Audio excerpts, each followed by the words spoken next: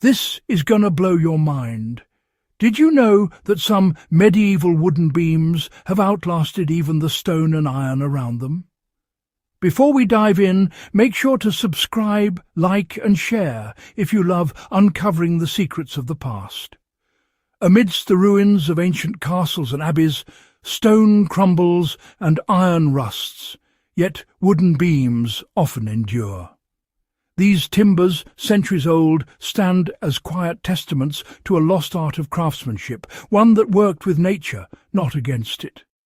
Medieval builders saw wood as a living material, respecting its strengths and weaknesses.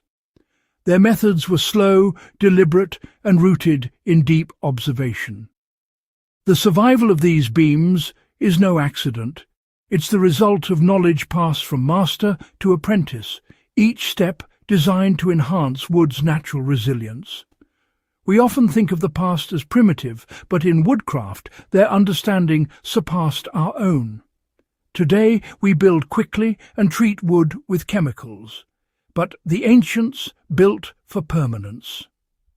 Their legacy is written not in stone or steel, but in the grain of wood that still stands centuries later. The lesson is clear. Patience and respect for nature create true longevity. In medieval times, wood was everywhere. Homes, carts, ships, tools, and even the fuel for daily life. To control forests was to control power itself. The survival of society depended on preserving wood against water, insects, and fire. Craftsmen innovated not with chemicals, but with refined, time-tested techniques. They observed which trees resisted decay and how natural oils and resins could protect timber. Every piece of wood, from a cottage beam to a warship's hull, was treated with utmost seriousness. The process, from tree selection to final treatment, was a sacred trust, ensuring safety and stability.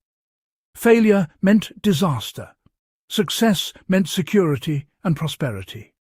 This culture of responsibility and skill made wood preservation one of the most critical crafts of the age.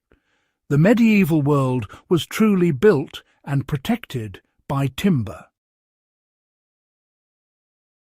Enduring timber began with a deep knowledge of the forest. Medieval woodwrights chose trees by species, soil, age, and even the season, often harvesting in winter when sap was low. After felling, wood was air-dried for years, sometimes a decade, for thick beams. This slow seasoning allowed wood to settle, harden, and become naturally resistant to decay.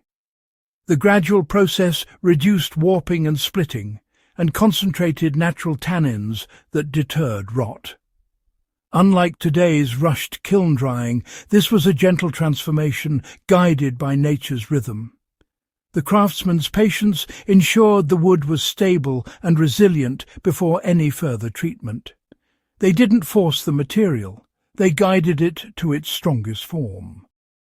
This harmony with nature was the foundation of all medieval wood preservation. After seasoning, wood was gently heated, not burned, to open its pores. This subtle warming made the timber receptive to oils and resins, allowing deep penetration for lasting protection. The heat also drove out residual moisture and killed hidden pests, sterilizing the wood.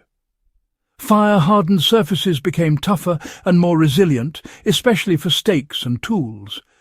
This was not destruction, but refinement, using fire as an ally.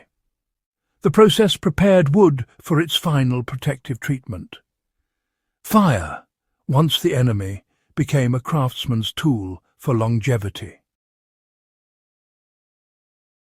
With the wood warmed, craftsmen applied natural oils, especially linseed oil, drawn from flax seeds. This thick oil soaked deep into the open grain, curing into a solid, flexible barrier. The result? Water-repellent, rot-resistant, and stronger wood. Additives like pine tar and tree resins increased water resistance and deterred insects. Beeswax added a final polish and extra protection. Each blend was tailored, tar-heavy for ships, finer oils for furniture. These natural treatments let wood breathe and move, unlike modern sealants that can trap moisture and cause hidden rot. The partnership between wood and natural oils created a material that could last for centuries. The secret was not in overpowering nature, but in working with it. This approach made medieval wood both beautiful and enduring. Preservation was a process, not a single act. Multiple thin coats of oil were applied, each allowed to cure fully before the next. This built up protection from the inside out, creating a resilient, breathable barrier.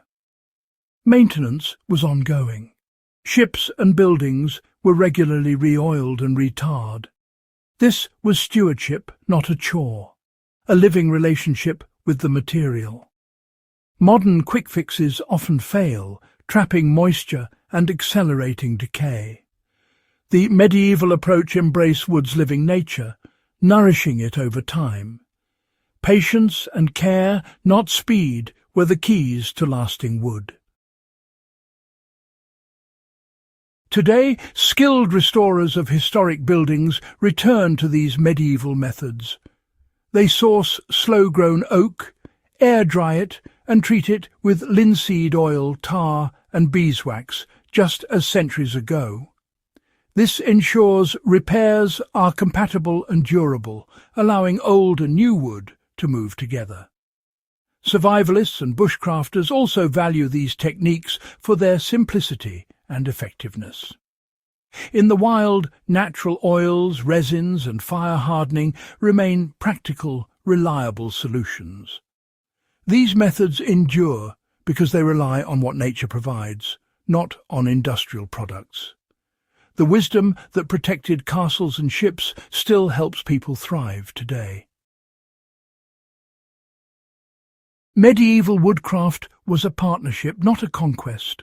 Craftsmen listened to the wood, working with its cycles and properties. They avoided harsh chemicals, using natural oils that let wood breathe and flex. Each step, from tree selection to gentle heating, respected the material's nature. The result was wood that lasted for centuries, not by being made inert, but by being fortified. Modern treatments often trap moisture and cause hidden decay.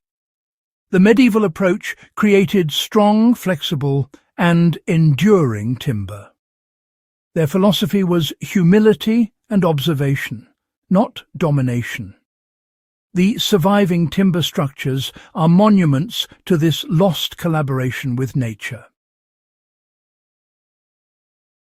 In our modern world, ancient woodcraft may seem outdated, but its results speak for themselves. The lessons of patience, respect, and natural materials are more relevant than ever.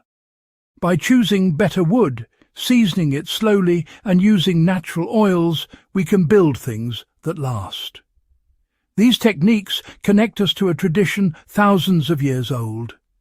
They foster stewardship, not disposability, turning objects into heirlooms. The past is not a museum, but a library of living wisdom. By reclaiming these methods, we create beauty, durability, and harmony with nature.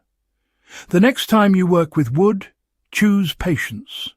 The results may outlast us all.